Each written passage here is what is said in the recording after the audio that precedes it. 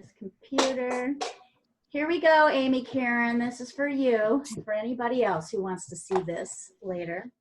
So we're going to start with a still life. We have reviewed the principles of perspective. So guys, quickly, I'm going to do this again, just so that we can do this. So we have learned that although, here, hold on. You can start gridding while I review this information. Come on, stay there. We have learned that although this teapot looks like the pencil is farther away, it's actually completely covering, what, darn it, there we go. It's going over the halfway point of the cup. So what we have learned is that when we're drawing an object that is rounded, the back half is going to be smaller and kind of more angled in, a little bit like a road, when we're drawing a road going away from us. So this is perspective. So although we're used to thinking of a cup sitting flat on the ground and each side being equal, this is not the correct way to draw a cup. If you draw it this way, or any rounded object, if you draw it this way with the two sides equal, it will look wrong. You'll have no idea why. In reality, this is the correct way to draw a cup or a rounded object. The base, it's basically that this is the front side here, and that these are the sides of the cup. We don't think of a rounded object as having sides, but it does. There's a point where like the rounded object kind of turns, and that becomes a new side. It changes how the light affects it. And that this front half, that although this line is going halfway through the cup, it looks like this front half is bigger, has kind of more of a scoop to it, and the back half is more angled and smaller, fitting this notion of like a horizon, a road going away from us. So that's how we're going to handle perspective. So now let's get started. Where are we? Here we are. Okay. Do you guys want to just look at it? Now we're going to start with the easier. We're going to start by step. I think it's easier. So there is step one. And in the meantime, I'm going to look at who's here.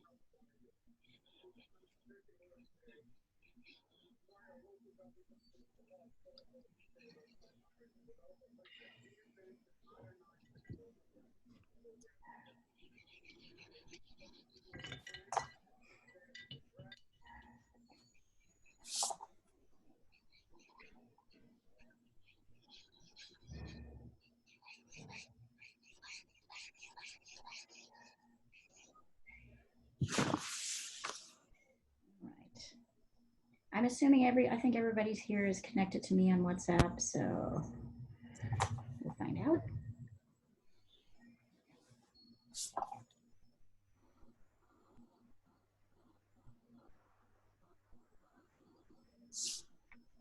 So you can use the grid, but also if you find the grid is too restricting for you, you can also try to draw this freehand. I just find the grid is helpful in terms of getting things in the right places. Okay.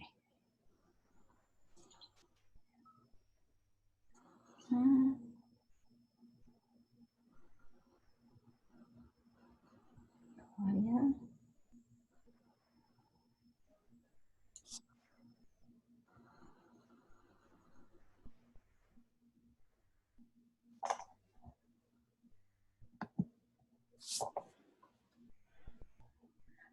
Hi, Philip.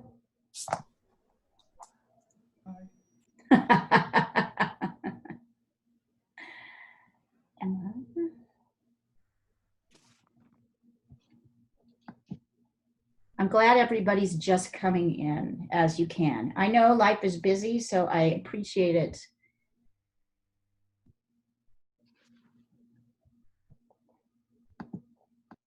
Don't need to just be here.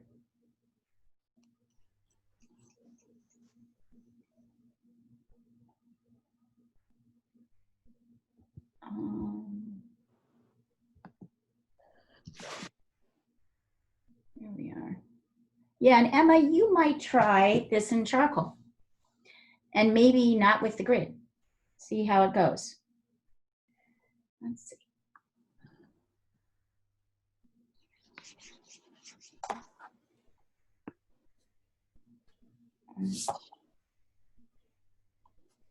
June 12th. Wow. Did that happen? I know, it happened. Isn't that crazy? I think I've got everybody here. All right. I'm going to send this picture over. We've got it. There we go. So the first thing I'm going to send you is the actual color picture of the teapot so you can see it without all the markings. And there's more shadows evident in this version. So you all have that. Oh, shoot. Philip, I don't think I got you in there. Hold on.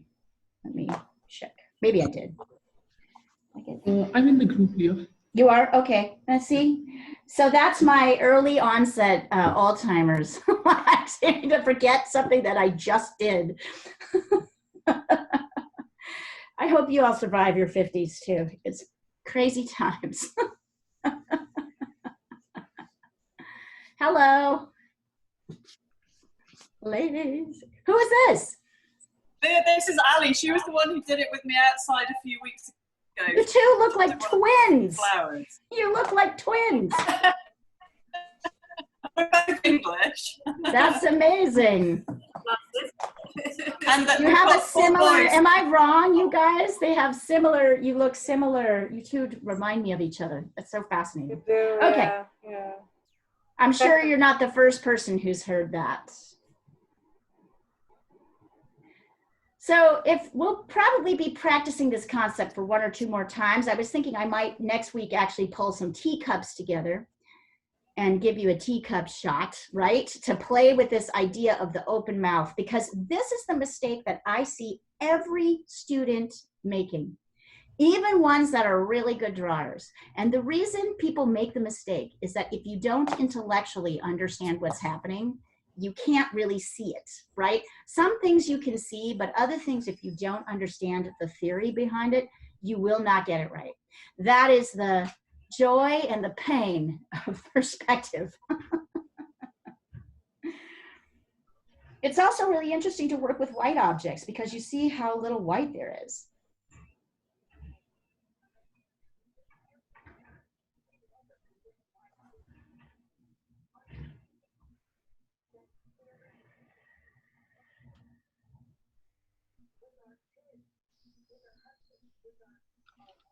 I'm working on my own perspective here. Excellent. Yes, you're working with Kitty in a box. Feel free to send it over anytime. Yeah. Right. We graduate to the harder perspective issues.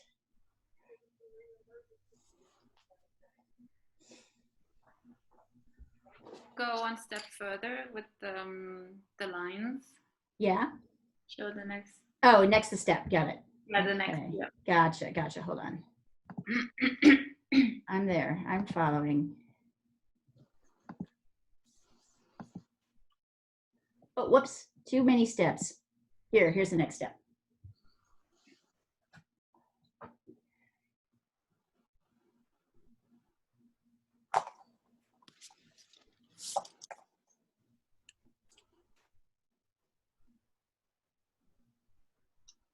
I need a new meter eraser.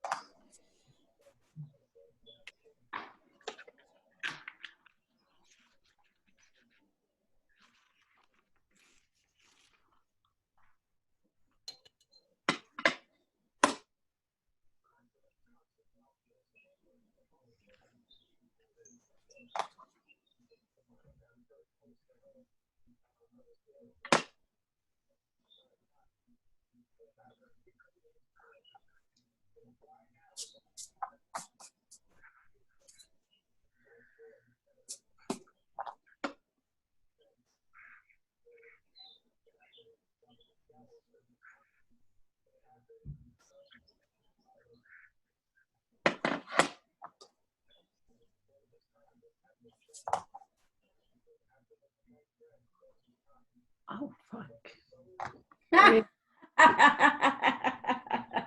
Sorry. That's okay. When are we flipping this upside down? Would you like me to flip it upside down? I totally can. Or maybe after the next step. After the next step. Okay. Is anybody ready for me to go to the next step? Yeah, not you. Yeah? Okay. Let's do that. So don't worry, you can see the previous step, so don't worry, right? You finish with your light blue lines before you go to the darker ones. Can we please keep it the straight way? Can we what?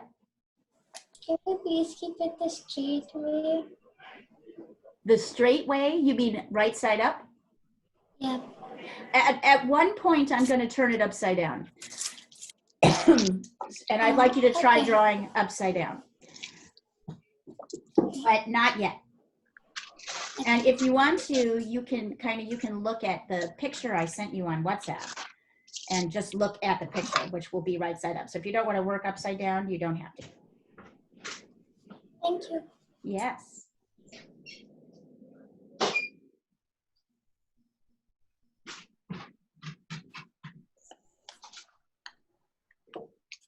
Leah, Yeah.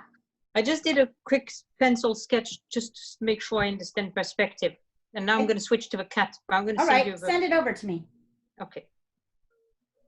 I really like it each time Sandra calls out to you, Leah. It's just Yeah. very sweet and warm, and she says, Leah. We're very fond of each. Yes, and we're all very fond of each other in this class. What did I do? She says you called to me very sweetly. Very Oh. Your sweetly, tone is very very endearing. It is really Yeah. endearing. I agree. It's really sweet. I mean, I started calling you out like that since last session. Hey, do it. I love it. Bring it. We need more sweetness, right? We can't have Of enough of course. that. Of course. Not enough. There's not enough sweetness. Okay, let's see. Yeah. It's not the beauty, but it's just to make sure. Yes, perspective wise, I feel like you got it. Of course, the pot is too long. So Too high. here, it's too long. So here, down here, you've extended it longer. You than mean it goes should. down to... It goes down too low. It goes down too low. So you might just, before you get started, play with this, bring this up a little bit. Because you know, Sandra, this is actually something that you do with the kiddies as well. So it might I help know. to play around. So, and you know, what you're doing actually is something that's very common mistake, which is to make the curve too wide. It's really easy to make the curve too wide. So the curve is too wide, or does it come too low? Well, when you're making a curve go like this, you're making it too wide, right? Because you're going too low. So you're going like that. And so when you're going like this is a wider curve than what's actually happening. So sometimes it's helpful to actually kind of break this up into 1, 2, 3 straight lines that like intersect. Show it again, please. 1, 2, 3 straight lines that intersect, so that you're kind of breaking that curve up into pieces to help you get those angles. I should draw that in the next time. I was more concerned about getting the curve right. Right, but Oh, the that looks thing is, better. curves, and so that's my point. This is making what your mistake that you're making is making the curve too big, which means it comes down too long. It's Yep. just really easy to exaggerate curve lines. Totally easy. We all do it. We all do it. So But you're right, the cut ends up like this as well. yeah, well, it's just easy to do it. So it's just know that it's like, and then when you add colors and paint into the mix, it's easy to like kind of drift outside your original lines, and then a millimeter difference makes a big difference on a painting. I on can't a drawing. see what the bottom looks like because of a line, but Mhm. the top looks much better. Yeah, exactly. I've Exactly. corrected So it. you're yes, great. Well, look at I sent you the original with no drawings on it, with no lines on it in the WhatsApp thread. So Are can you? look It's at- very you. it's even dark. darker. It's dark. It is really dark. Nice. Anybody having fun with this yet? It's supposed to be fun. I thought about that today. I mean, I could show you the things that I didn't choose to give you guys to try. There was one like thing of like a bouquet of lilacs, and it was on a checker cloth table, and then there was a cup and some pears and a spoon, and I was like, I could give them that, but they'll be like working forever. Okay, I've corrected the Yeah, bottom, but better. I'm now switching to the cap. It looks Yeah, more yeah, like a perfect. bottom. Yep, much better. Interesting. Yeah, it's interesting how we do that. So it's very often easier to break lines up, a curved line up into a series of straight lines that intersect. If anybody wants me to demonstrate that, I will. You tell me. If you need, or if you get it, if you get what I'm saying, then just carry on. But if you want me to demonstrate that, I can pull the share down for a second and show you what I mean. I'm interested. Okay. I like to see that, yeah. All right, Okay, let me okay. stop the share for just Yes, a please. second so that you can see what I mean by this. Because yeah, it's funny, it's often with drawing terms, I talk to you about this right and left brain divide all the time.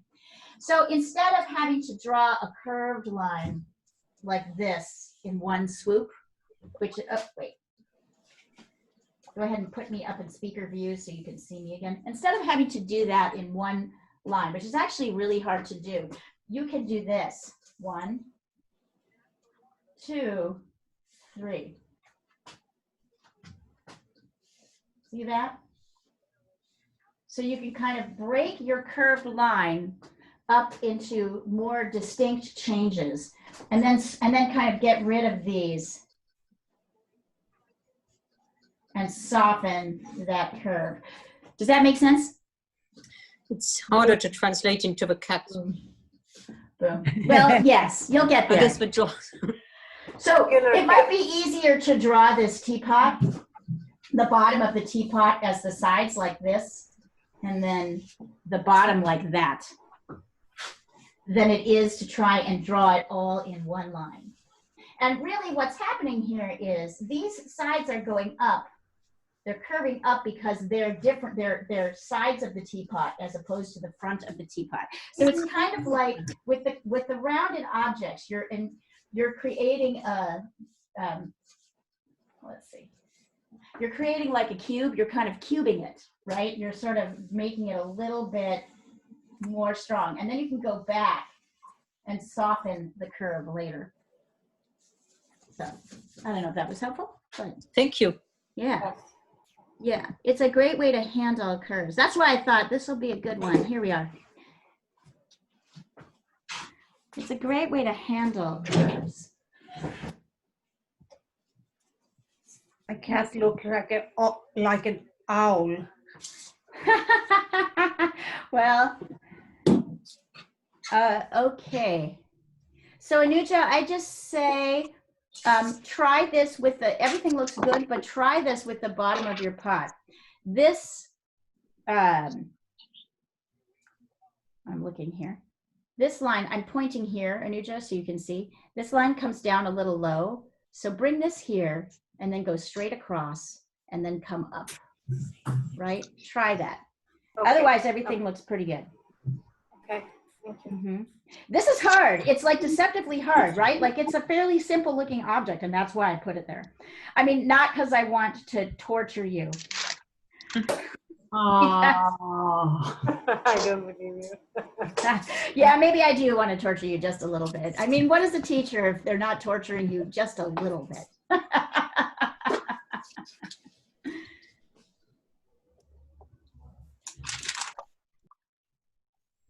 Yeah.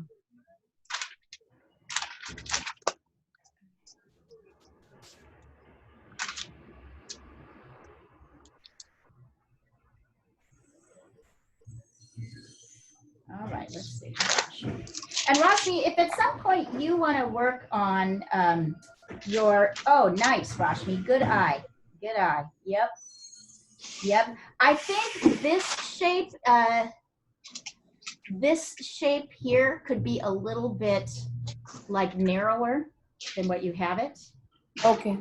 But Okay, in yeah. general, really great. Yeah. And Rashmi, at one point, I had an idea about your painting, if you don't mind mucking with it. I wanted to, if you want to, like, the second half of class, jump into that. I can tell you a couple things, and you can try them if you're up for it. Okay. So you tell me. If you're ready, if you want to, then we'll do it. And when you're ready, you can always, do this lesson. You can finish this later, or you can keep working on this, and I'll just give you some advice at the end of class. Whatever you want to do. Okay, sure. Yeah. Let me just finish the outlines and I'll. Yep, take your time. You do whatever you want to do. If you want to work on shading in pencil, this is also a totally valid thing. Okay.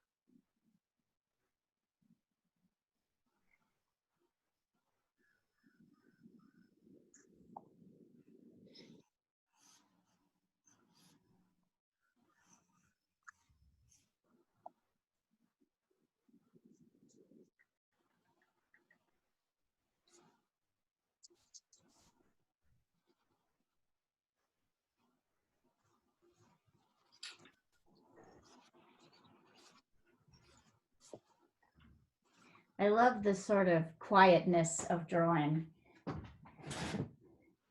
And And of course, you guys know that after this, you're going to start doing some, once you get all these outlines in, you're going to start doing some shading.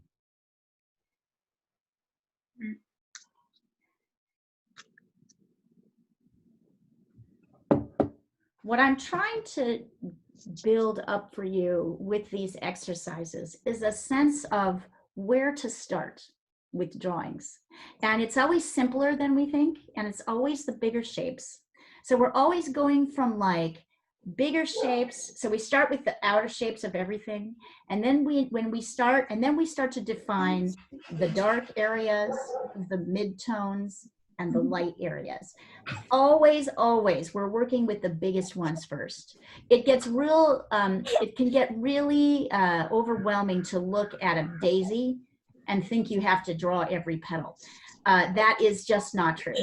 Often, and depending on how big it is, like how big your painting is, these areas, you can kind of focus on the bigger, darker shapes and then see how much detail you need to add, as opposed to going right in there and like doing all the detail.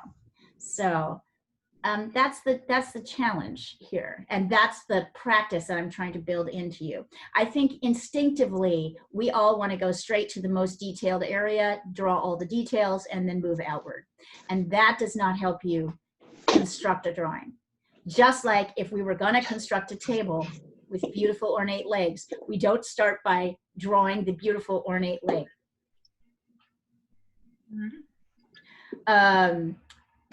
We start with making sure we chop 4 blocks of wood that are exactly the same size so that that table won't wobble, and a straight right board on top so that that table will stay flat. That it will stay flat, it'll work. And then once we get things all measured out and we sure things are the right sizes and the right places, then we start to add detail. So it's the same when you're building a drawing. It's also probably the same when you're writing a story, you know, in a way. Like you're trying to get the bigger points in first, and then you're adding the details that get added in help like encourage, influence the bigger points. But you don't start with like, I don't know, little tiny details just shoveled in on top of each other. You try to create a bigger structure, a bigger point before you move into your detail. I figure I should say that since we're working with journalists here. That's totally true. It is. There is, and if you talk, the best writers, if you talk to them, they have a visual sense of the story in their head. Like this is the lead as a block, and then this is this much, and then this is this much, right? Like there's actually a visual sense. We don't think about it that way, but there is.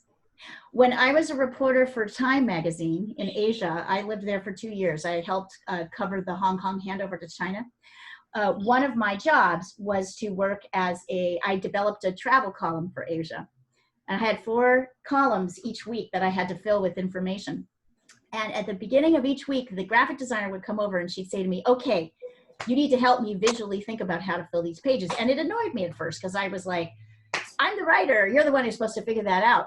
But it's also true that I had to think about how things looked on the page, right? It wasn't just about the words, it was how the things fit. And I count that as my, oh, very nice, Claudia, good. Let's see, yeah, pretty good, pretty good. So Claudia, you might try toning the whole paper now, or toning it, and then maybe pulling the lights out with an eraser. Okay. You might try it. Now that you kind of know where things are, you don't have to totally go over your lines, but why not kind of darken the whole thing and then start pulling your lights out? So you'll do this in reverse. Nice, nice, nice, nice. Nice, Diana. She's coming along. I really like the color buildup on this one. Good, use good, by the way, Claudia, very nice perspective. I think you got that on this one. Let's see. Okay, so Katie, not bad on the toning, but I think you need help with the perspective. And I want you to notice that you've gone in and pulled out all the whites here. This is not all white. Much of this flower is the midtone.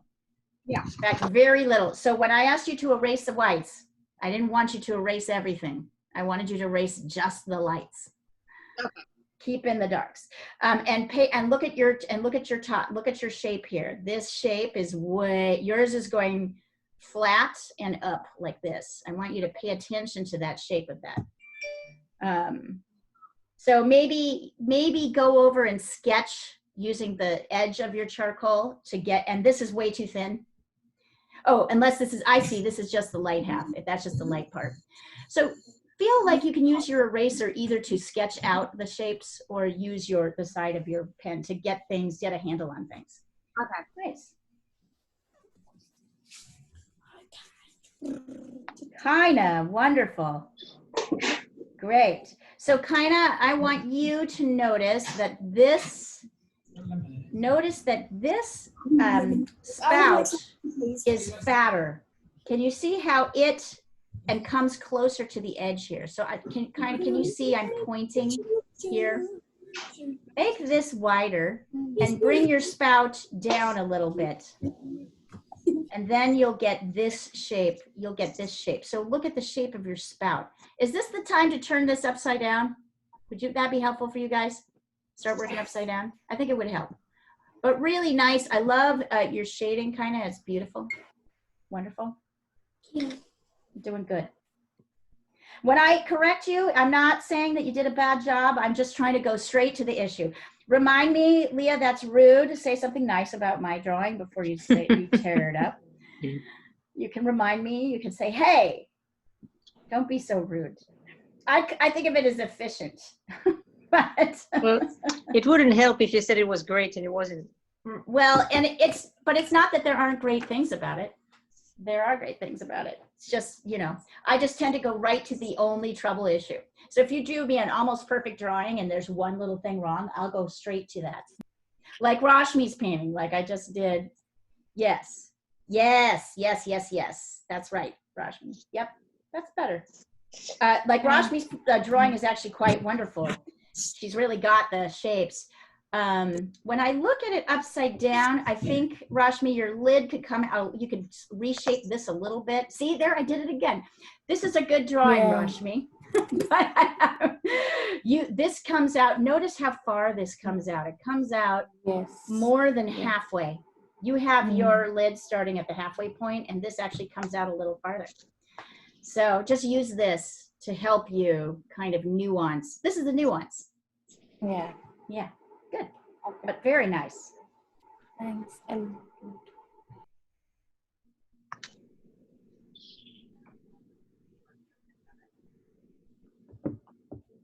It's easier to see it upside down, isn't it? Mm-hmm. Mm-hmm. Yeah. yeah. It's easier to It's going see on your here. shapes and your mistakes upside down. So use this time to kind of correct your shapes. And even if you got something which seems like really off, it usually doesn't take that much to fix it. That's what's nice about this method. When people work from the details in, right, and then they move outward, it's too late to fix the drawing. Like you've already got so much detail invested in here, but once you start with this method, you know things are generally in the right places and you can tweak them as you go along. So something that feels like a huge change is actually maybe a small thing.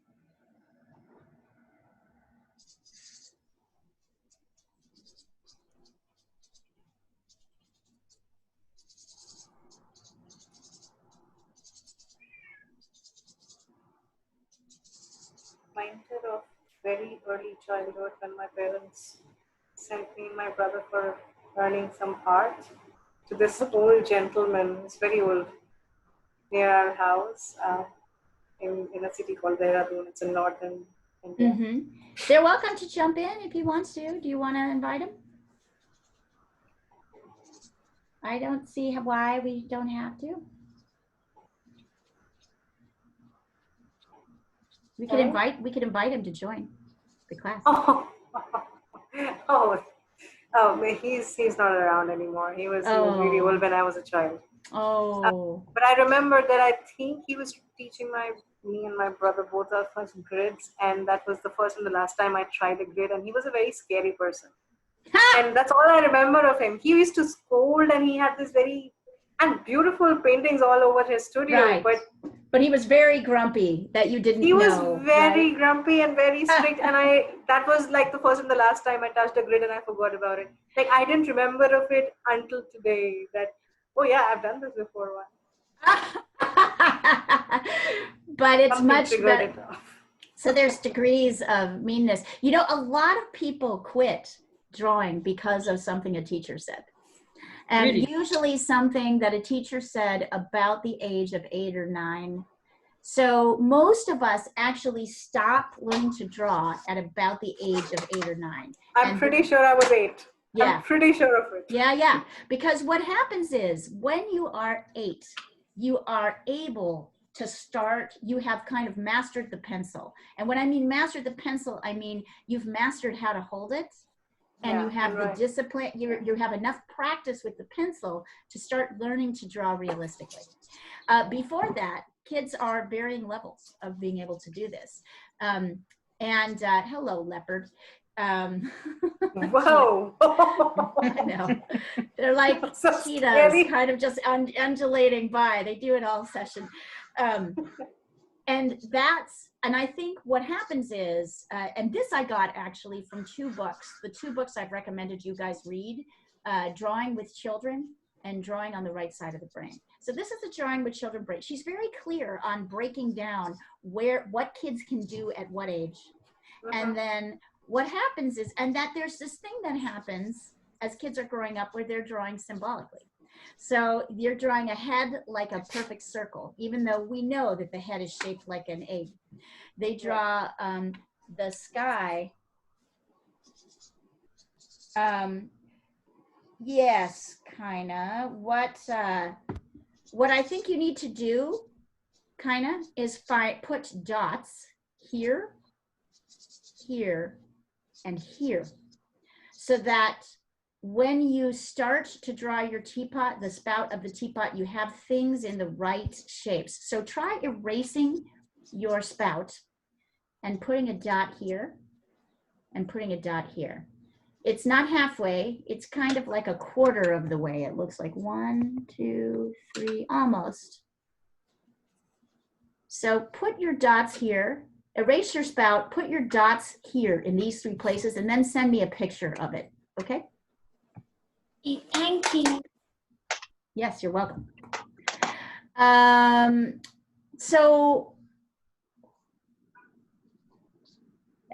make sure you're working upside down so that these match, what you're looking at matches your drawing. So I forget what I was saying. Oh yeah, anyway, just that like kids have to learn basic manual dexterity. You do this by like practicing cursive. You do this by just looking and seeing and trying to repeat what's like on a board. People in the US have basically abolished this practice of doing cursive, and it's terrible. So I noticed that kids who are 11, 12, 13 draw like 8-year-olds. They don't even draw like an 8-year-old. They draw like a 7-year-old because they have had no practice doing this. It's a practice thing. And it instigates a series of brain processes that like start you going on the visual side. So what happens is, because you have to translate 3 dimensions to 2, and there are different rules, like the rules that we're working with today. If you don't know them, you can't figure them out. Some kids spend enough time doing this. Usually 1 or 2 kids that just practice enough that like they're okay. They're better than most other kids. right? They've taught themselves to draw, but they don't teach themselves to draw with proper construction, which is what I'm teaching you. So they get to a point where they can't, like, because they can't see what's happening and they can't intellectually understand it, they also mess it up, but because they're better than everybody else, nobody ever challenges them on it. So these are like, just like learning to read or write, there's this sort of process to drawing. And that's what I really get into, is that process. Yeah, there you go, Rashmi, you got it. Wonderful. Okay. Wonderful. So now go ahead and do a little shading. Rashmi, go ahead and work on this a little bit, because I like how this drawing is coming along. And then I'll give you some ideas towards the end of class of what you can do with that painting. If you don't mind messing up that painting a little bit, we're gonna do some things. I'm gonna talk to you about how to construct a painting, because there's also, and things, ways to construct a painting that are not obvious if you don't know that they're happening. Yeah. Yes. Okay. So I'll talk to you about that. And in fact, Diana, I might instigate you in this effort. I might like you to show at some point, I might have you, if you still have them, do you have the process pictures of your painting? Oh, the cat? Yeah. Yeah. From the beginning, maybe 3 of them. So if you could start with the sketch. I have them in your thread.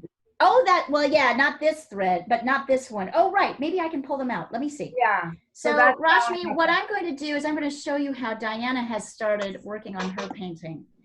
Okay. So just keep working on your drawing, and I'm going to put this in the thread, and then we'll talk about it, okay? Sure.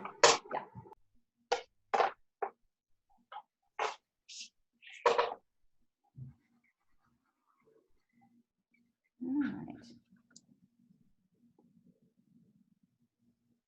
Oh, yeah, kinda. Perfect. Great work. Great work. Wonderful. You know, kind of once you're done with the sort of dark and lights, if you wanted to, you could add some color to this. Like you could take colored pencils or markers or even paint and paint it. I would not be against that if that was something that you wanted to do. Okay. You could totally do this. I think this drawing is almost ready for to add some color to it if you wanted to. I would say that for all of you. If anybody wants you, I want the grown-ups to like focus a little bit more on the darks, mediums, and the lights and the shapes. But if the kids have shapes that they're happy with, I would say jump in and start adding color. They can use whatever they want to. So, so you guys over there in Germany, you can do that if you want to. Except for you, Claudia, you get with the charcoal. I love how you looked up. When you said Germany, I did look up. You did. I saw you. Claudia, you Big buffalo as well. parents? What are you doing in Germany, Claudia? Just visiting people? Yeah, I went to see my family. Oh, nice. Mm-hmm. I like it that isn't it interesting that your art class can just follow you everywhere? Yes, yes, yes. I It's love amazing. So great that you're able to move around now. Unreal.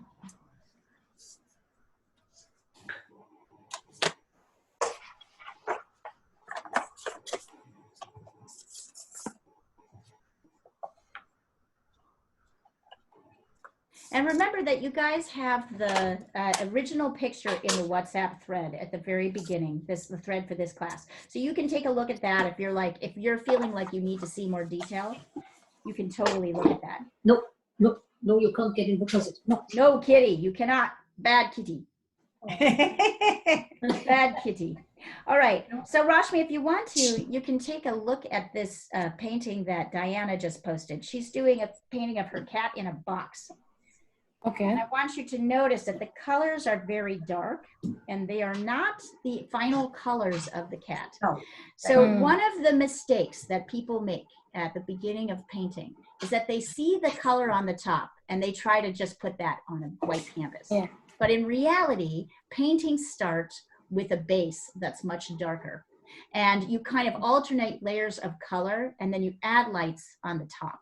So you add the lightest colors on the top, and it works really well for painting. So what I'm gonna do is I'm gonna grab Diana's It's interesting, isn't it? It's not intuitive. I don't think this is something that you would know unless you're taught. We look at these colors, we think they're just there. But the problem with putting a base, you know, a color on a on a white canvas is that it's flat. Like in the first layer is always a little flat. Did you notice that? So you were like, why can I not get the darkness, the brightness? And that's because I have to go much darker. So usually we'll start with one.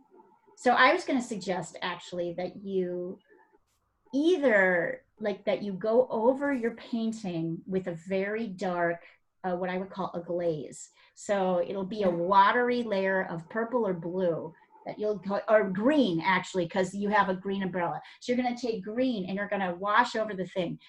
I'll show you how this works. But first, let me show you what Diana's steps are, because I have them here. That's right. I have them here somewhere. Okay, nope, that is, I just have to go back a couple classes to see it. This is going to be a long process. It's going to be a long process because you've been working on it all week. Let's see if I can find where you started. But it's fun. So that's the sort of, once again, the sort of intuitive, counterintuitive. Oh, right, you weren't in that one. Let's do the LA. Here we go. I think we started back here on Tuesday. No, Wednesday. Wednesday, right. So what I see, yep. So I think this is the base. Let's see.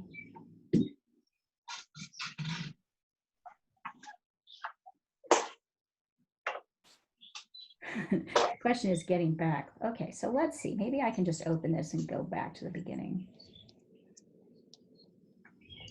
Anyway, carry on with your work. I'll figure it out. It's here somewhere. If you can't do it, maybe Sure. I can. No, I think I can do it. I think I figured it out. I think I figured it out. So funny. I think that's the first one. Okay, so I'm going to give you, first I'm going to show you, I'm going to send the original. Okay.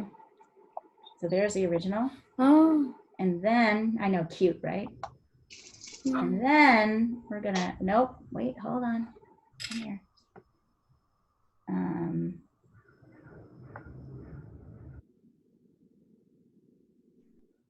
Show you her first layer. Not the first layer.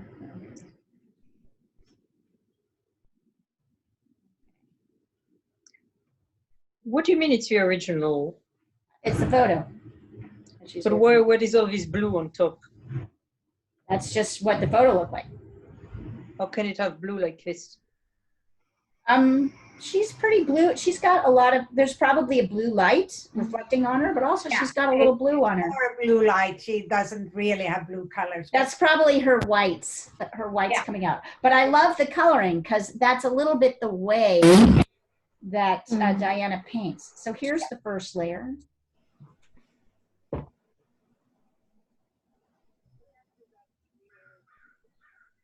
Or the beginning of the first layer.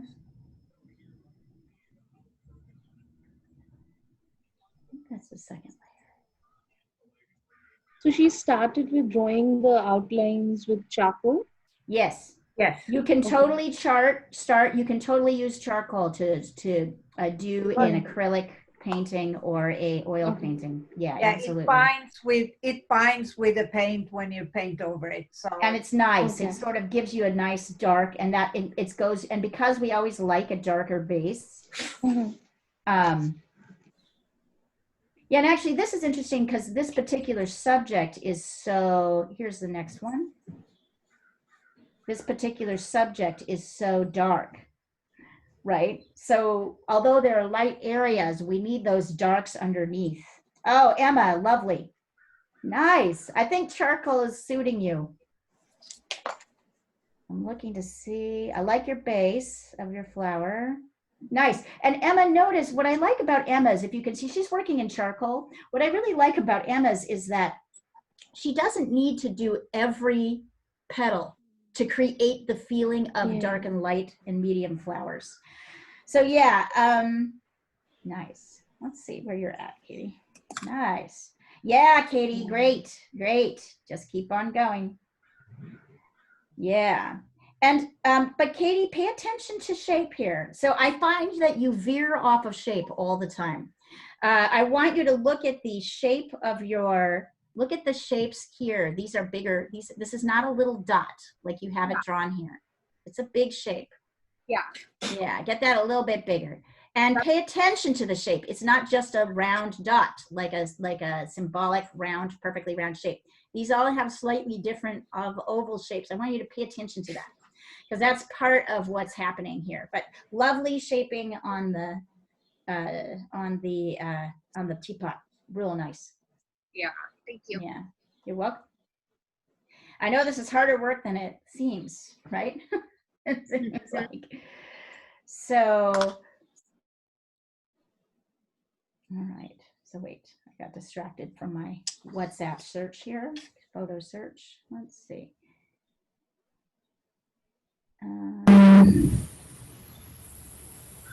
Let's see. Hey, Ruben, good. Nice. So, Ruben, the thing I would say here is that all of your petals look the same right now. And what I want you to pay attention to, so they look like little, this is wonderful. Your teapot is wonderful. The shape is great. I love how you use the dark in the background to like pull out the lights of the flowers. I want you to pay attention. All your petals are exactly the same.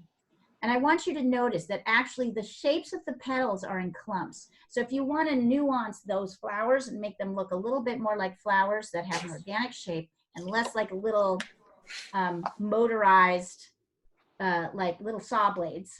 I think they're cute. I like the little saw blades, but I want you to look at this outside shape. So if you can see where I'm pointing, like this particular shape is different than this shape and then this shape. And you don't have to do every petal. You can do clumps. Like this is a clump. There's a clump. This is a nice little bee in here. That's different. So pay attention to those little differences because that's going to make the difference between a realistic and a less realistic drawing. Really nice. Great work. I'm proud of you guys. That's great. All right, so that's where I was.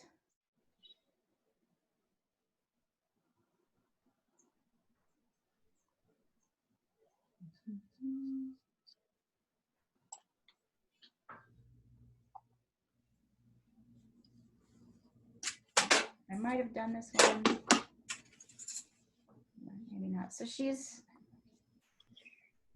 layering on colors in this sort of base. Mm-hmm. Here we go. Yeah. That are actually not going to be when she gets to the top layers, you're not going to see so much. Yeah. And notice that some colors are kind of cooler. And so here's what I'm going to actually just show you. Let me see if I've got a painting that's ready for this yet. Hold on, I'll look around, see if I have a painting, and then I'll stop and I'll show you. You keep working on your drawing. I'm going to show you what I want you to do.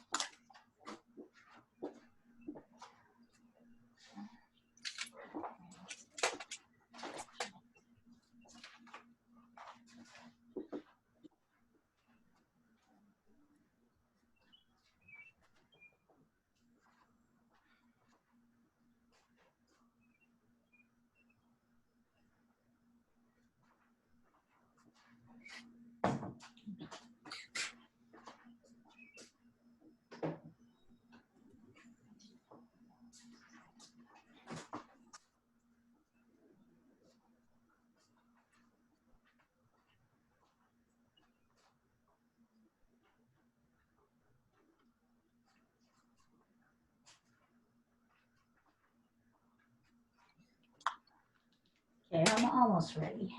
So I'm going to do a little demo. This is like a jumping off of the subject, but might as well throw this in here so that you guys are used to this idea. Here, hold on. All right. So, nope, wait. I wasn't thinking about a painting demo today, so I didn't plan for one very well. Let's see here. Yeah, let's do this. Actually, for this, we're gonna go like a purple. Okay, everybody want to stop and see what it means to glaze a painting? Take a little break. I'll show you how to glaze a painting. Let's do that. I'll show you.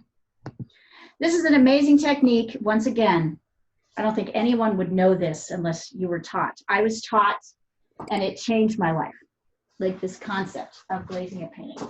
So you can see here that I've got a pine tree painting. It's a little bit like flat. And I want to create more texture and depth.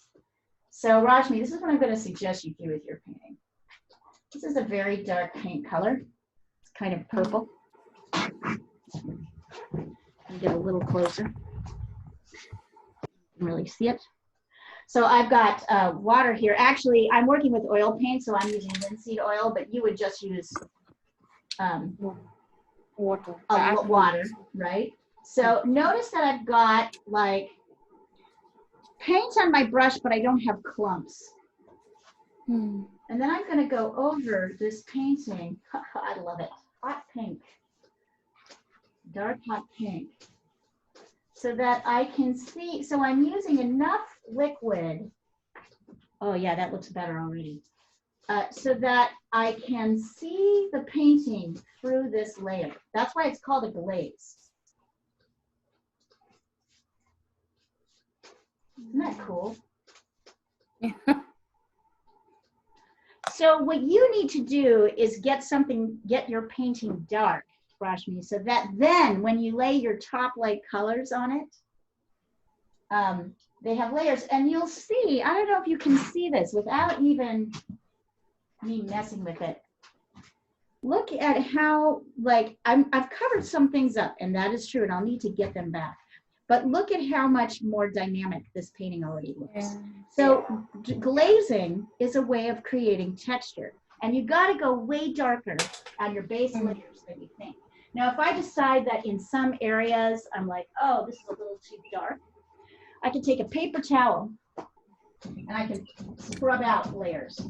There'll still be some color, but see, I can pull out the lighter parts of my painting.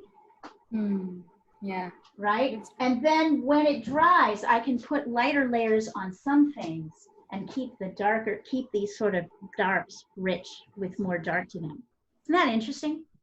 Yeah. Amazing. It's completely, and I will tell you, it's completely non-intuitive. So you can glaze over and over and over again. I have glazed paintings sometimes 20 or 30 times. When I'm trying to create depth and texture, I'm trying to see if I've got any good examples of this here around in the studio. Let's see.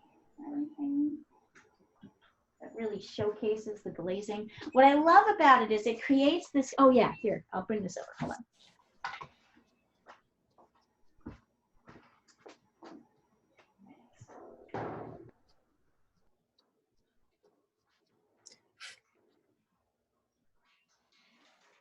This is a neat,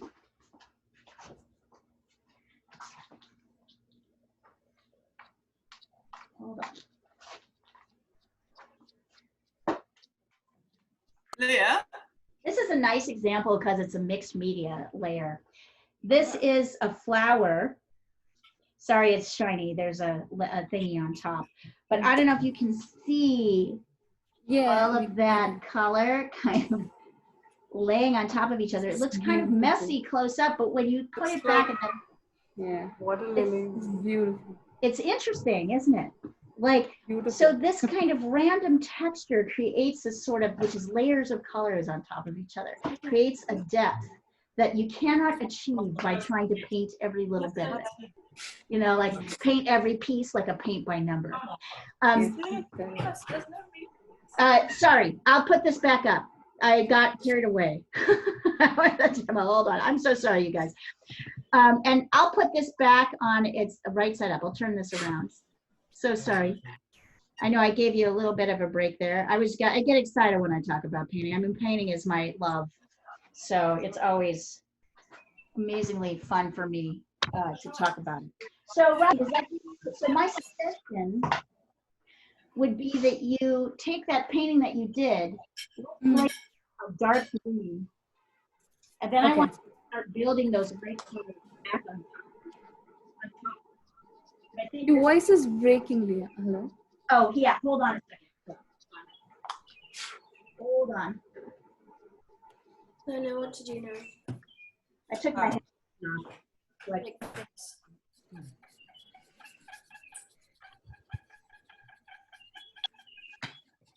how's that? Better? Yes. Yeah. So, Rashmi, what I'm going to suggest is that you take that painting, you glaze it with dark green and water so that you can still see everything, but it's covered with dark. And when it's dry, start layering some of those lighter colors on top. And I think you're going to be way happier with the results, right? It's not going to look so flat and like it has depth.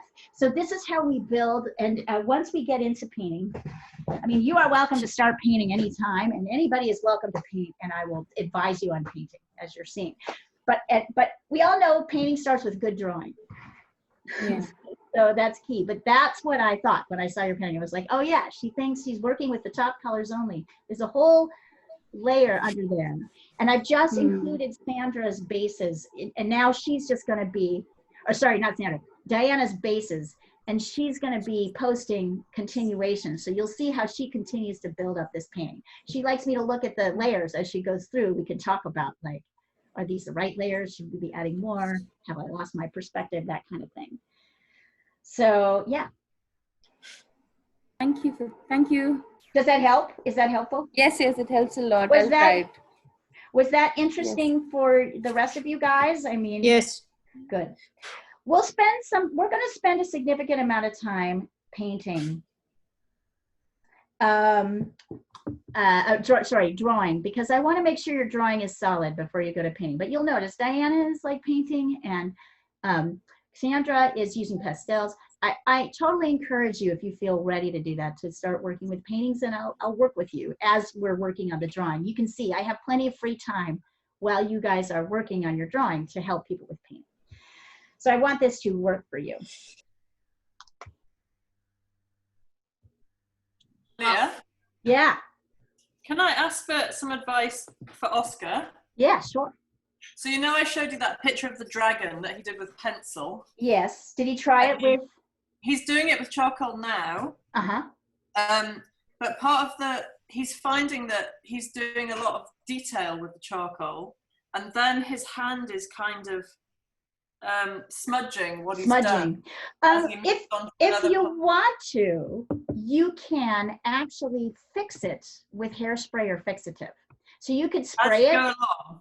Yeah, as you go along, you can do that. So if he's worried about losing some of that detail, he can spray it, let it dry, and then he can go back over and kind of lean your hand in. I mean, the other thing is you can put this, you know, like I have up here, you can give him a straight easel so that he can step away and kind of try to keep his hand from leaning on the drawing. Right. So working standing up, but I'll be honest with you, I do a lot of leaning on my drawings and paintings too. So I see some people online sometimes putting a sheet of paper where their hand rests.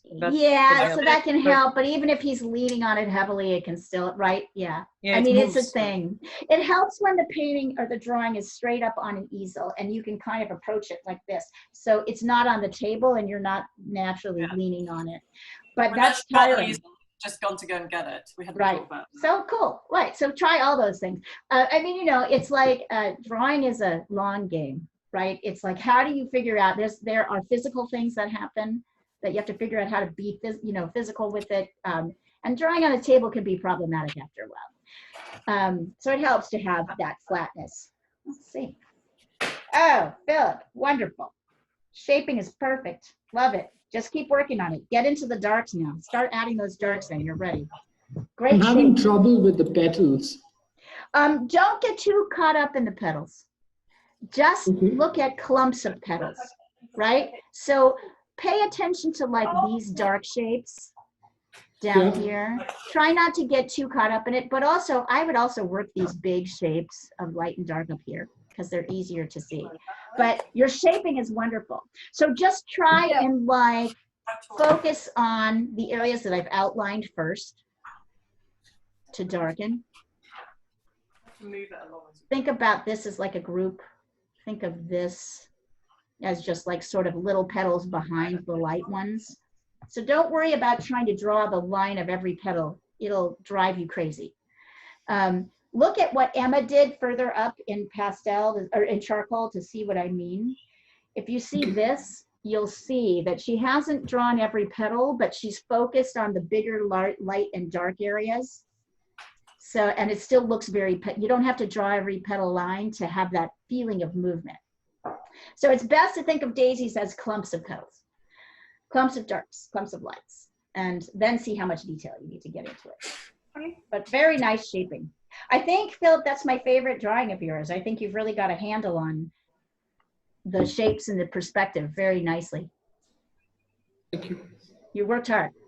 I like it. It will. You've got flat pins and it's flat on there. If that was flat, it would work.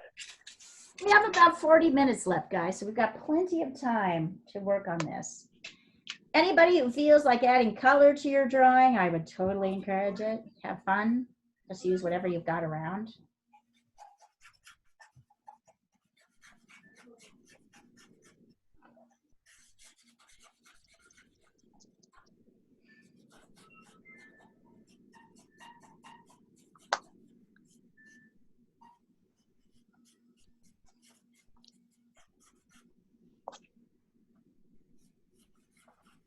Ollie.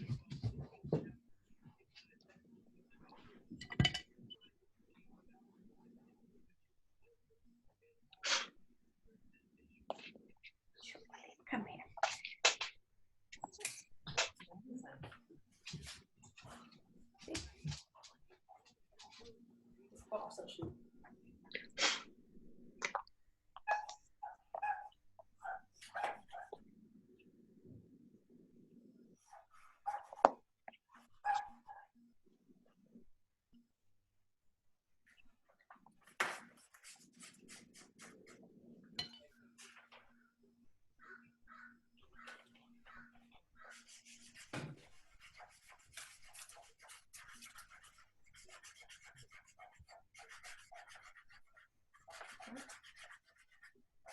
I kind of see how the background isn't helping.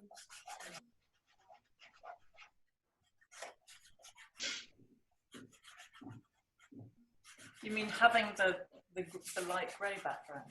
Yeah.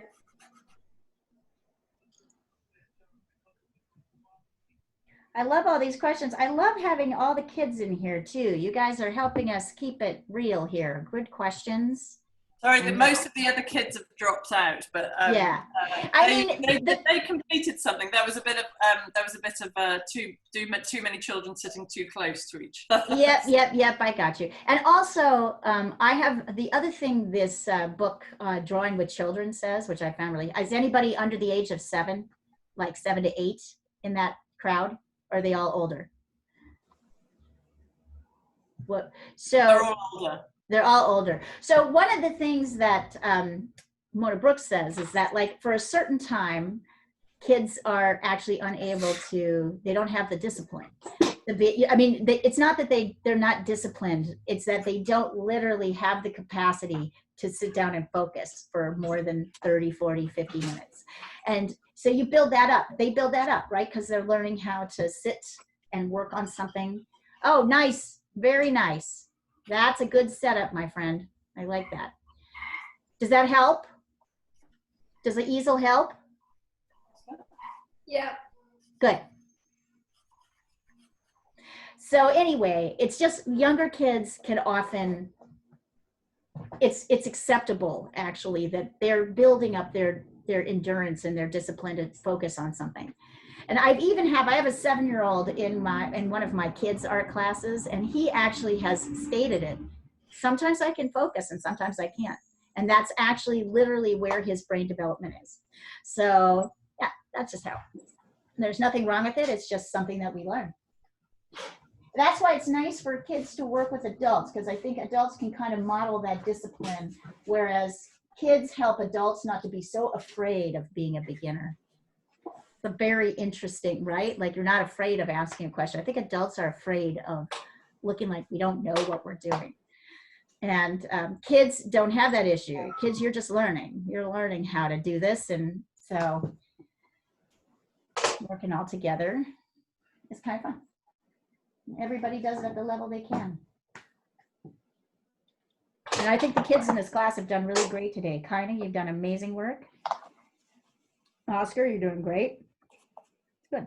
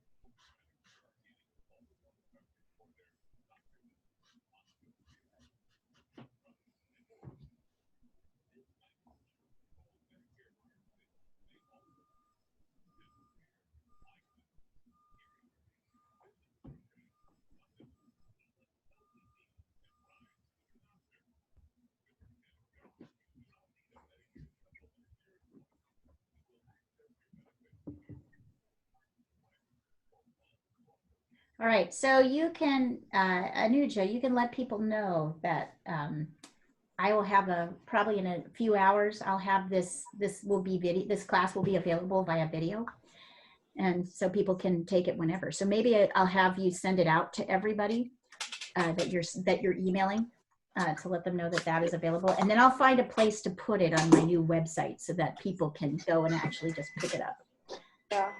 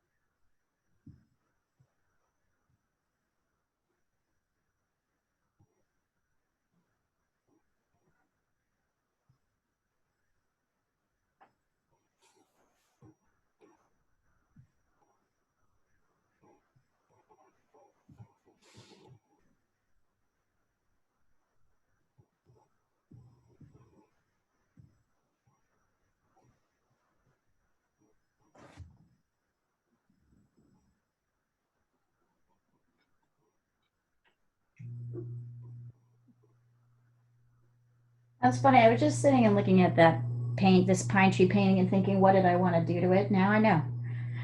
I didn't even think that I wanted to glaze it, but that's exactly what it needed. So wait till it dries and then layer colors on top and it'll look nice. I have a lot of oil paintings sitting around because I do demos where I can't quite finish the painting.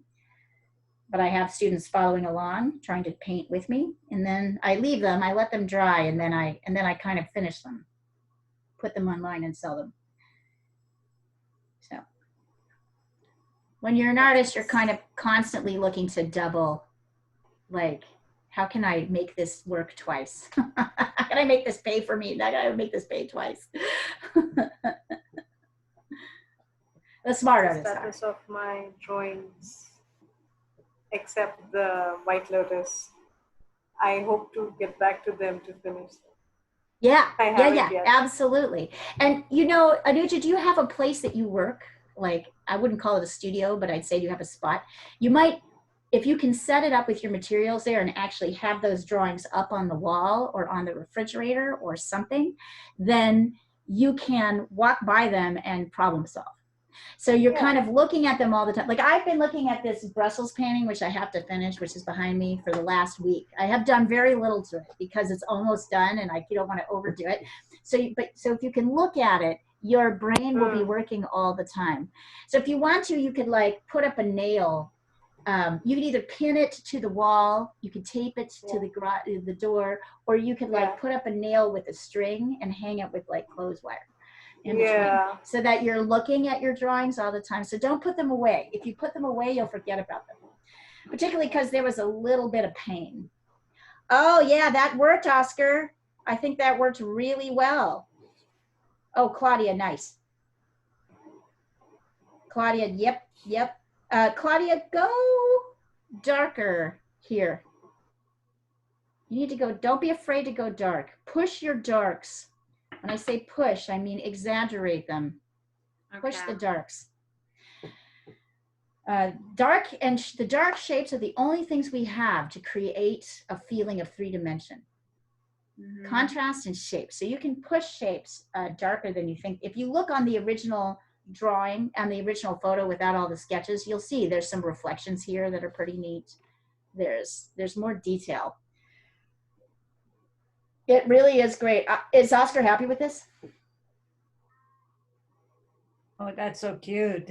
It's really good. Oh, wow, well, that's this is his fabulous. second attempt. He tried it in pencil and he wasn't happy with, he couldn't get the darkness that he needed to. And so working with charcoal has helped him it's do that. great. Yeah. The dragon is brilliant. It's great. Nice work. I like the scales and the spikes. The eye. I know. We got Kaina over here just doing amazing work with this still life. And we've got Oscar doing great work with the dragon. Nice job.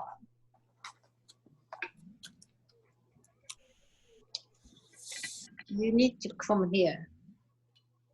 What's that? Oh, I thought you were talking to me. Kitties. You It's want to see crossing. little cheetahs wandering around. Right in front of me. Sandra's cats look like cheetahs. So if you're working on this, for me, I have you guys like in a little column on the side so I can see everyone. I can kind of flip back and forth on the side of the drawing. I think it's important to for us to look at each other. Like, in fact, we're going to do something very quickly. I'm going to pull down the share for just a moment. I'm going to stop the share. I want you to put everyone in gallery view. And thank you. I like that. Yes, I want us to say, I want us to tell, I want you to check in with yourself and see how you're feeling now. How do you feel? Good. Yeah? Do you feel better than you did when you started the lesson? Anybody Yes. notice a But change? I'm starting to get stressed because I know I have to get working. Oh, yeah, right. So Oh. Diana knows she has to go to work because it's 8:30 in the morning here, or 9:30 in the morning, 10 in the morning here by now. You guys, I saw Kaina nodding her head. You feel good? Do you feel good? Yeah, yeah. And Anuja, I know I'm checking in with you. I know you said that you were feeling kind of stressed at the beginning. How do you feel now? I'm smiling. Yes. I feel lighter. Yeah. I always feel lighter after this class. Do Leah. you guys notice this? How you feel? Notice how you feel. I had a very funny experience. I'm going to tell you before I put the share back up. I have a 3-hour class that meets on Sundays, and they did their first figure drawing session last week. And so I did this little trick with them where I was like, yeah, how are you feeling at the beginning? And then I checked when halfway through, and they were all so angry at me. They were like, this is terrible. I feel terrible. This is hard. I'm frustrated. I'm like, blah, blah, blah. I'm frustrated. I don't think anybody said terrible, but I think they said I'm frustrated. And I said, okay, just hold on to that. Just hold on to that. Then at the end of 3 hours, I said, how are you feeling? And they all felt amazing. They all felt great. So what happens is there is a Sorry, guys. Yeah, That's go ahead. the trouble of having Oh my bagels. God, look at him, little shit. Oh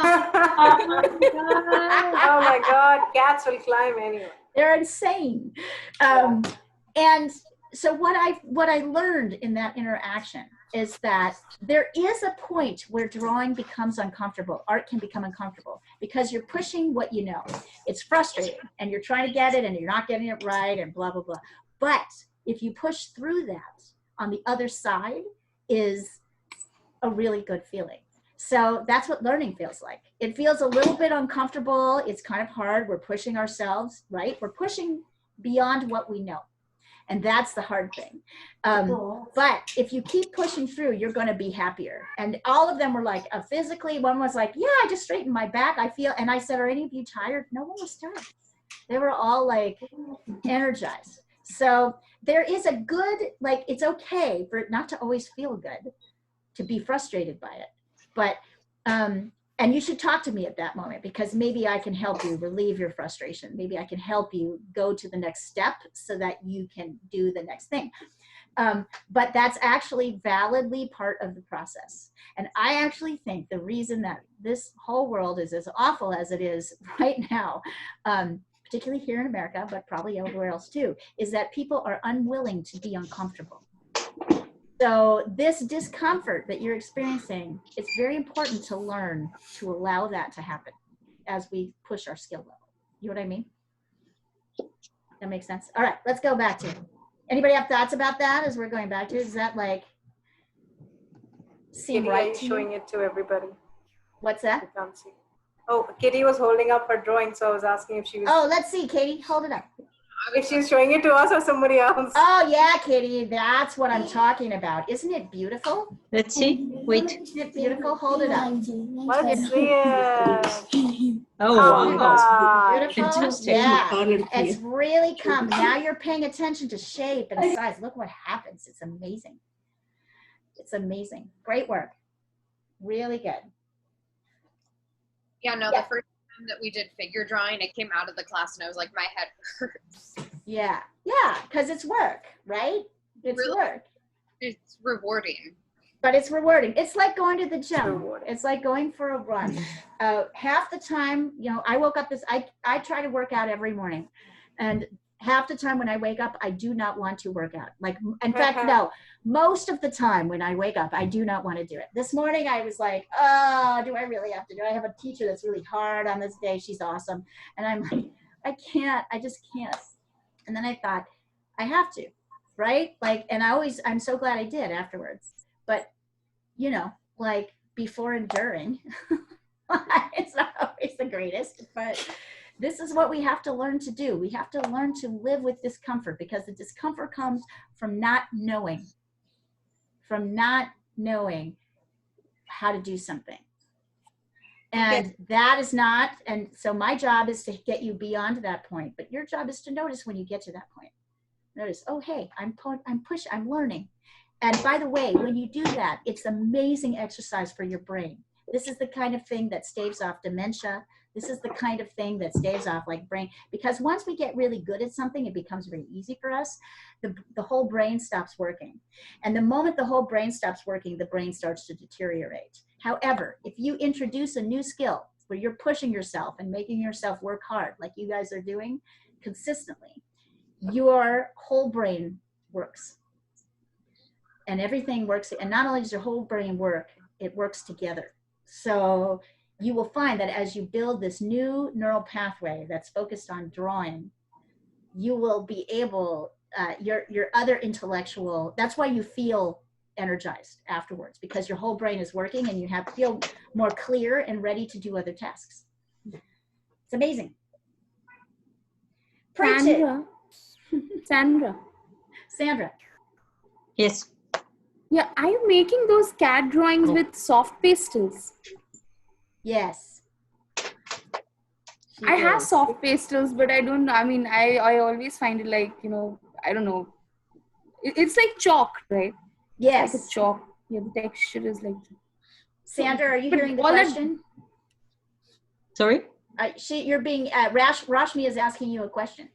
Oh, sorry. I'm saying all the details in the eyes and everything Right. is with that pastel.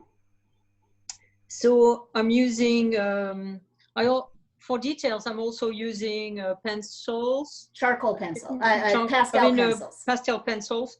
I also have here actually a set that I really hate, but it's Japanese. It's called Holbein. I don't like it because it's really hard, but actually it's very good for details. I've just begun using it today, really. Yeah. So pastels have a layer of lightness, like all pastels are not equally soft. Some softer ones are harder. Yeah. I'm also using these. So yes, basically the difference is that if you use the actual sticks, and I use several brands, they give you much more potent color. If you use pencils, you can get more details, but the color is not as vibrant. So I use a mix of the two. I'm just about to send you where I'm at now. Excellent. I like to say, Rashmi, that like pastels, I do some pastel work. The issue with pastels is they are very messy. Yeah. The But not wonderful like thing chunky. about It's like- pastels is that you cannot beat them for Yes. vibrant color. There is nothing more vibrant and beautiful than pastels. There's just nothing like it. So for me, I always like the one I showed you. That's actually a pastel acrylic mix. I make sure that the pastels are either packaged in plastic immediately after being done so that they don't smudge so much, or I put them under a frame. Because they're hassle. Like, and actually I don't do them as much as I used to because I'm running out of room to put them in places. But pastels also, Rashmi, are things that you layer. So you don't, because they're transparent, the first layer looks flat. So you've got to actually, and at some point I will show you guys I'll do a pastel lesson for you. I'm going to wait until we've gone through some drawing, but I will show you how to use pastels. It's not intuitive, and it's challenging to figure out how to get the mixes right, but it's really worth it. And if you love them, and like Sandra, I mean, you know, Sandra, look at the results Sandra gets. Yeah. Yes. You know, there's really nothing like it. Details. It's nothing like it, but boy, are they a mess. But then nowhere near as messy as charcoal. Charcoal's messy. I think you're just getting messy with the charcoal. I think you know what you're doing more with the. I think you know what you're doing more with the pastels. I mean, when I would live in a one room apartment with Muka, my white cat, and I did a lot of pastel work. She was covered in pastels all the time. Blue cat, like what? It's just. Oh, and Nuja, that's wonderful, wonderful. I like how you're using the background to really pull your teapot forward. Very smart. Very smart. I did not tell you to do that. You just did it. Keep on going, girl. Thank you. I know you're Although not I gonna- didn't get the base right yet. It looks pretty right to me, actually. I wouldn't worry about that. And you know me, I'll tell you. I think you should work on it, so don't worry. Yeah. I think you're pretty good there. Oh, Sandra, he's really coming along. Nice, Diana. I think I'm going back into the awkward stage. Maybe you should do a wash and start layering the top colors on. Yeah. Sort of neutralize. I'm thinking a purple wash to neutralize the yellows and the oranges on the box. So if you washed them, and then I think you're ready to build your top layers. All right. So neutralize the yellow. So do a purple glaze so that everything is pushed back a little bit. Yeah. and then start building the top layers on your kitty. Okay. Yeah.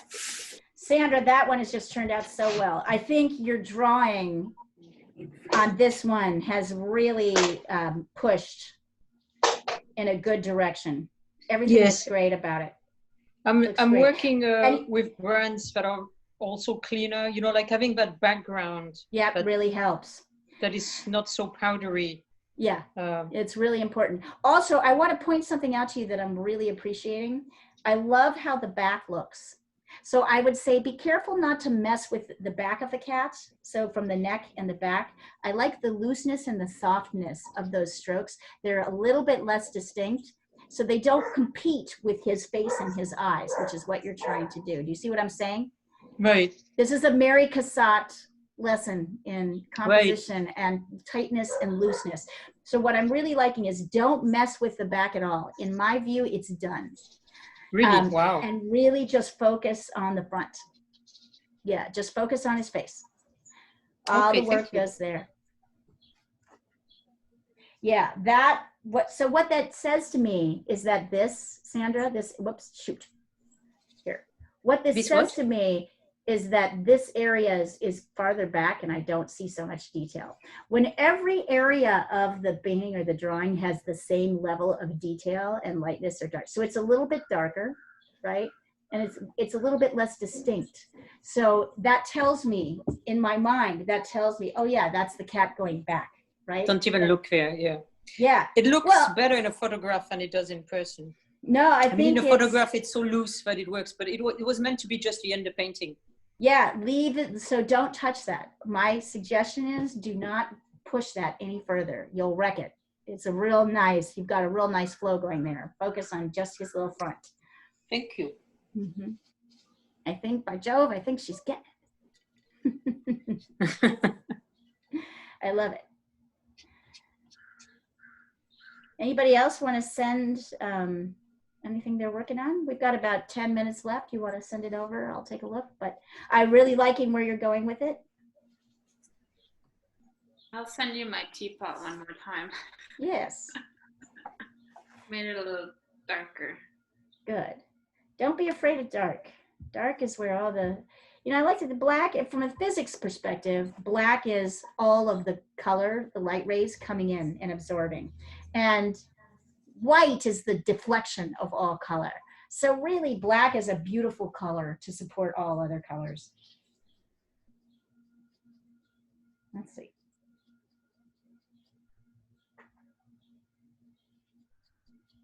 Yeah, much better.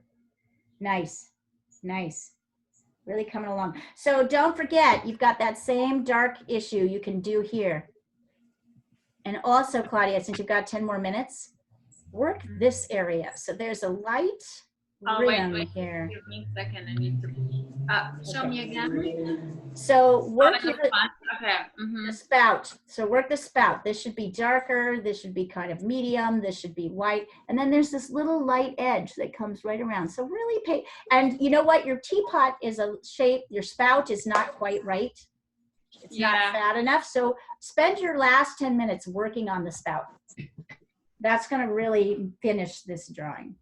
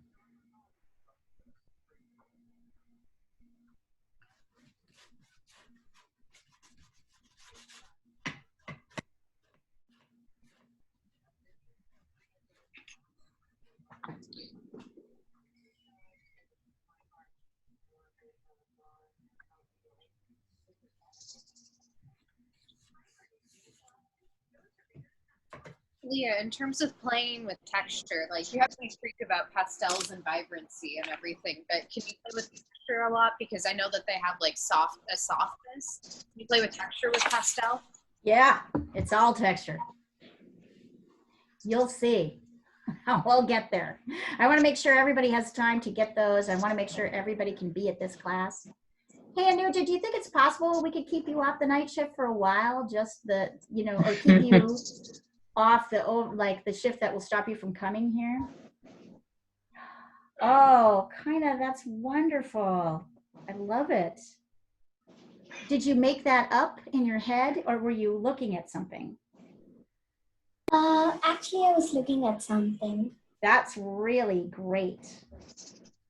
You like to draw, huh? Yeah, I love to. That's It's wonderful. So, I become an artist when I grow up. Yes. I'm so glad you're with us. How old are you? I just turned 11. You just turned 11. No. It's the perfect age to start really like pushing your drawing skills.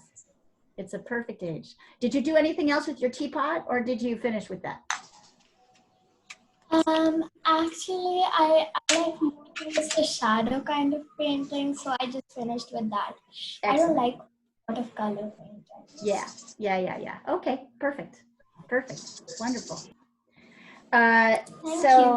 Rashmi, take a look at Diana glazed with purple.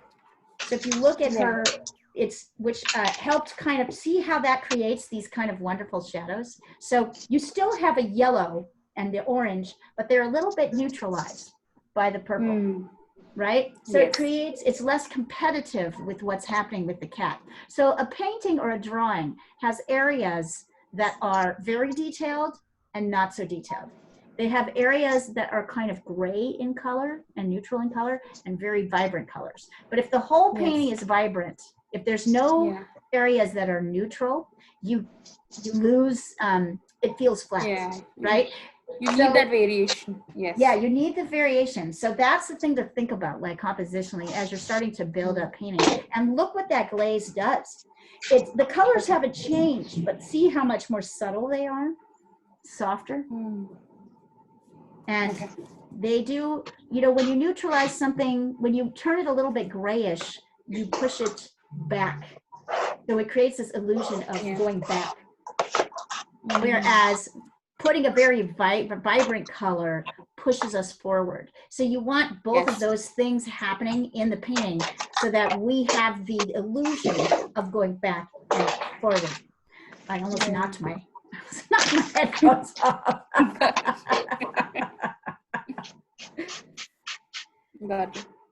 It's interesting, isn't it? So there's a whole process to building that we have to think about all art as building something. You're constructing. And Leah, I wanted to ask you. What's that? Because yesterday, because we were not in gallery view, I couldn't always tell who was talking. So there were two people who mentioned pan pastels. That would be Janet Roberts. Right. And she's your friend? Yes. She's the person who started this whole program. Right. Yeah, I thought you two should be in touch. And I can give you her email if you'd like. It's just Janet Roberts at ThompsonReuters.com. And then I was just trying to think of who the other person was who was talking about pan pastels. I don't remember. Take a look. Do you agree with this idea of getting all the colors? I mean, I know. Jessica Pryor was the other one. Jessica Pryor is a wonderful pastelist.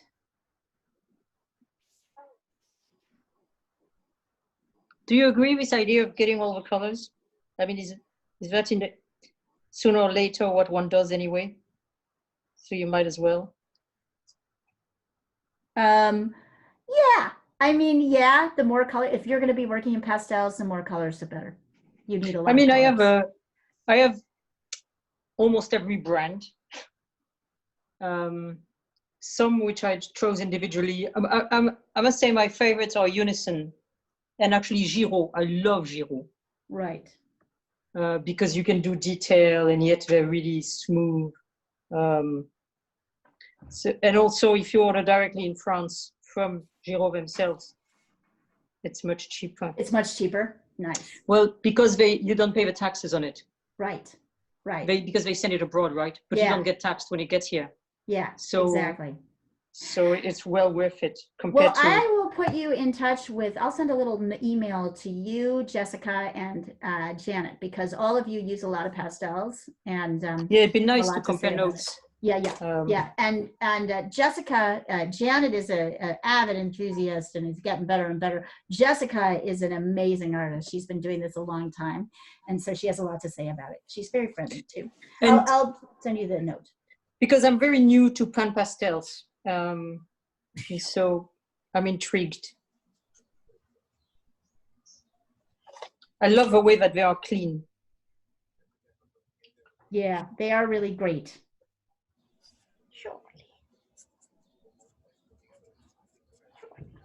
You want to say hi?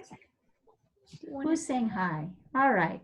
Shall we, let's pull the share down and like say goodbye to each other. Who's saying hi? Charlie? Charlie. Oh, hey, Charlie.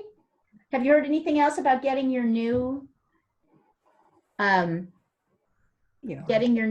dog, Diana? No, I haven't heard anything. They're supposed to call me today. Right. You're getting a new dog? She's rescuing a dog. A German. How old is it? I love A it. retired police dog whose handler died in COVID. Oh, that's so nice of you. It's going to be well trained. Yeah. But he's kind of traumatized because he had a whole family. Traumatized. Yeah, he had a whole family of animals and people who he was used to as his pack. So And now they got split up. yeah, Aw. yeah. Is he a German Shepherd too? Beautiful, Rashmi. Wonderful, wonderful. Great shaping, great texture. Just keep on working. And I love how dark you got it. That dark. Good job with the pencil. Thank you. Really Today is beautiful. what, the 5th class for India or the 6th? I think 5th. 5th, I think. Has it been 5? Yeah, 5. I can look back and see. All right, so Fifth, yes. 5th. So guys, really get your colleagues to do this. And if they can't do it, tell them that a video recording will be made available. I'm going to get it to Anuja, and she can get it to everybody who needs it. Okay. Yeah, like As Amy the official- and Devika are in night shift, so that's why yes, they and can't they've join. actually, and Amy Yes. actually emailed me because I forgot to record it. And here, in fact, I'll stop recording now.